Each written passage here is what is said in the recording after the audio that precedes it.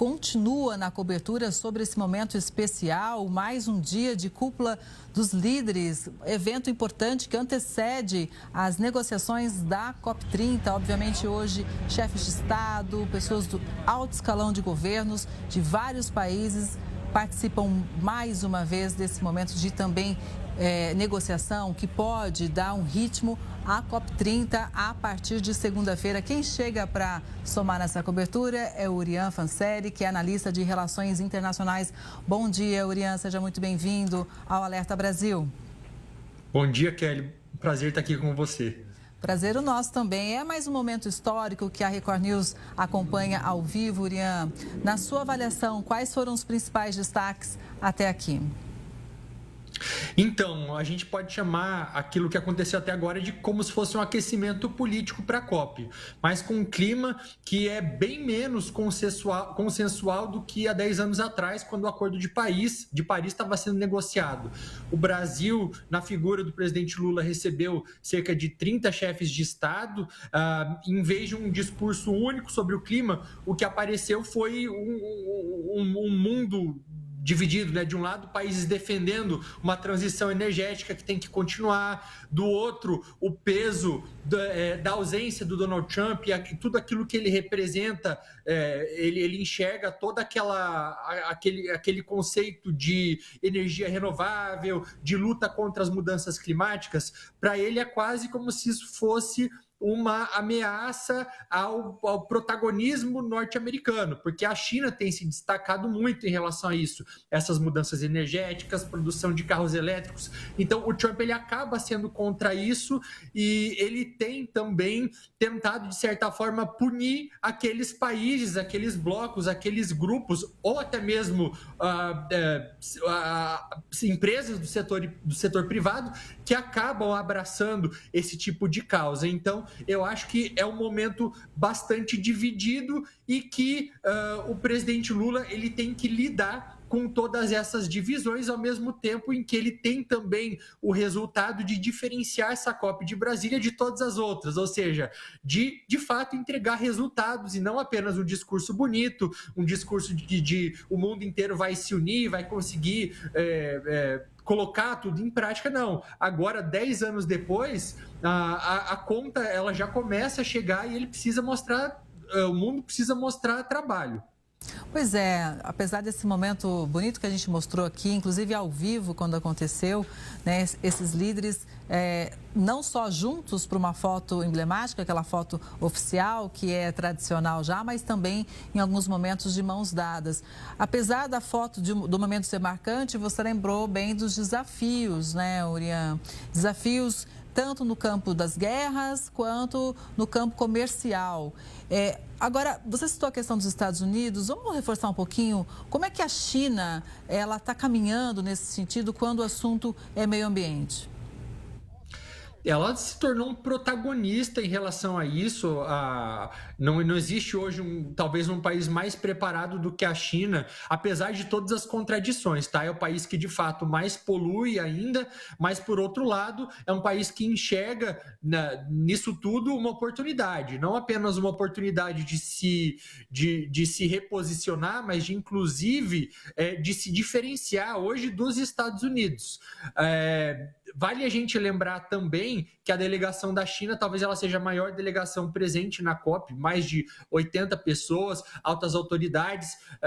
O presidente do país, o Xi Jinping, ele não está presente. Existem outras ausências que são bastante marcantes também, por diferentes motivos. O Trump, para mandar um recado bastante claro, né, de que ele abomina tudo isso, ele que tem um posicionamento de negacionismo climático, algo que ficou bastante evidente durante o discurso dele na Assembleia Geral da ONU, mas estou usando apenas o exemplo mais recente, porque existem outros que vão ali 10 anos atrás, até mesmo antes mesmo dele se candidatar no primeiro mandato, com postagens que ele fazia nas redes sociais, dizendo que as mudanças climáticas não existiam. Então, esse tipo de posicionamento já era bastante comum. Mas também outras ausências importantes, inclusive de países que são historicamente, geopoliticamente próximos do Brasil, como é o caso também da Rússia, por motivo motivo bastante diferente. Vladimir Putin, que é procurado, ele tem um mandado de prisão contra ele emitido pelo Tribunal Penal Internacional, não pode pisar, teoricamente, em 123 países por conta da deportação ilegal de crianças ucranianas. A primeira-ministra do Japão também, que acabou de assumir, ela não está presente.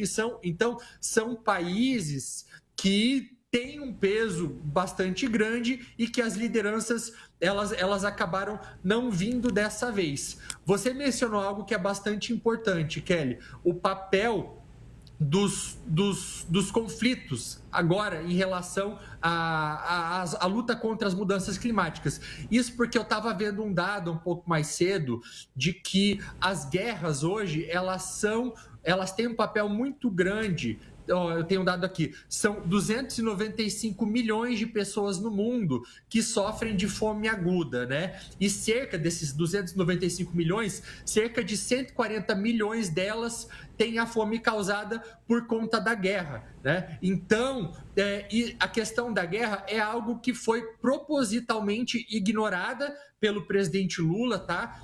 Inclusive, ele tem sido criticado por conta disso lá fora, porque ele prefere não abordar a guerra, porque ele entende que pode ser um tema que, primeiro, pode acabar dividindo mais os países que participam da COP, e segundo, é um posicionamento que ele já tem, que é parecido também com o de outros países, como a China e a Rússia, porque ele entende que se os países em situação de guerra, eles acabarem relacionando de forma mais direta a fome com a guerra, pode ser que eles sejam priorizados no momento de repasse de recursos, né, dos países mais ricos para esses lugares de guerra. Ou seja, nesse aspecto, o Brasil não entraria como um país beneficiado. Então, é estratégico e é contraditório ao mesmo tempo. Pois é que existe aquela máxima, né, Urian, que nenhum país é uma ilha. Na verdade, a gente tem uma rede de conexões em várias áreas e isso cria, na verdade, sabe aquele novelo de lã que é todo enrolado? Então, a gente tem que pensar muito bem como se posiciona, senão se complica, né? Em vez de unir e criar alternativas. É difícil, a diplomacia tem um desafio muito grande, realmente. Agora, quando não tem consciência ambiental, talvez o bolso realmente pese, né? Quando tem um prejuízo, enfim, ou no caso do fundo, que pode ter uma rentabilidade. Então, talvez se não vai pela consciência ambiental, talvez vá pela questão econômica. De que forma você vê a importância da COP, Urian, para que os países se conscientizem que ser sustentável, ou seja, aplicar em ações que gerem mais respeito ao meio ambiente, também é viável economicamente. Eu digo isso porque, por exemplo, hoje a União Europeia faz uma série de exigências, quer rastreabilidade de produtos e tudo mais, conferir lá o processo produtivo. Se realmente isso virar uma tendência, de que modo isso pode afetar o comércio global? Quem seria mais atingido na sua avaliação? Vou pegar 2 ganchos na sua pergunta, tá? Nisso que você disse agora. O primeiro deles é que você estava falando sobre a importância do setor privado estar envolvido nisso. Se por um lado eu trouxe uma crítica a uma das contradições da COP aqui no Brasil, e aí não falei sequer da exploração ali na foz do Rio Amazonas, mas é pelo fato do presidente Lula ter intencionalmente ignorado a questão das guerras. Por outro, ele tem sido elogiado por conta dessa abordagem que tem integrado diferentes atores, inclusive com o setor privado e organizações da sociedade civil. Então, se em outras edições da COP houve um protagonismo principal dos governos, principalmente dos países, agora já não é mais o caso. Há espaço também para outros atores. Inclusive, existe uma presença bastante grande de prefeitos, de governadores de diferentes países do mundo aqui na COP agora.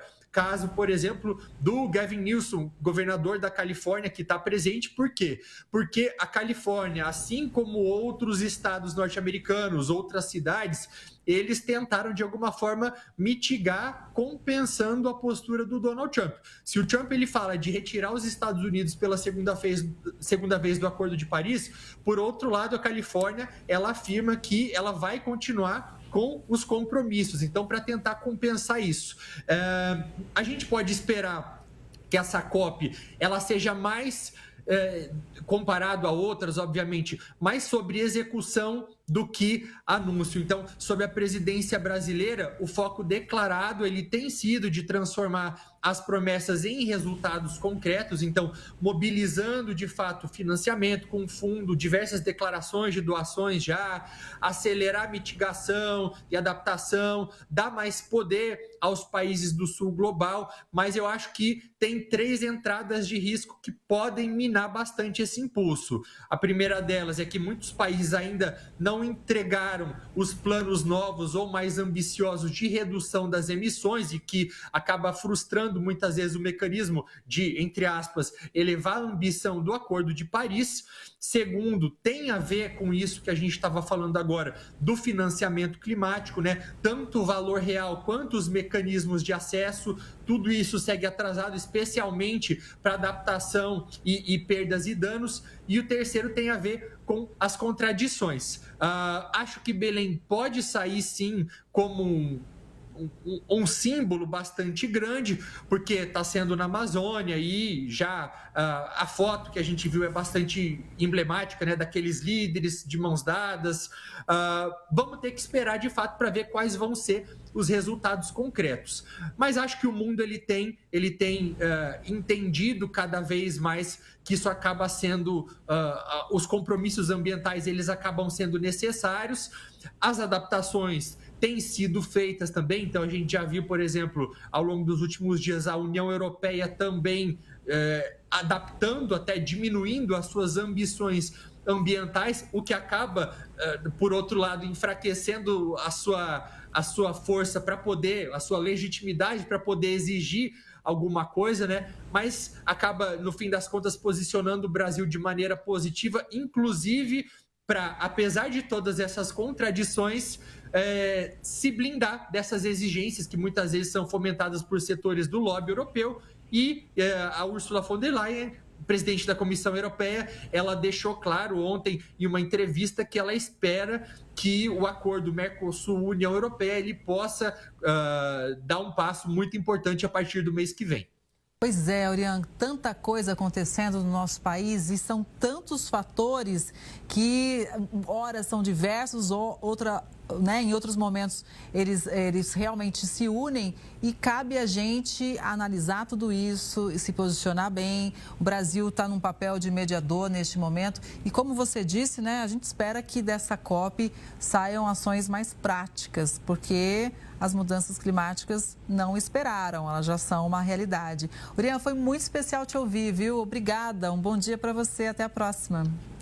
Imagina, um prazer estar aqui, até a próxima. Até.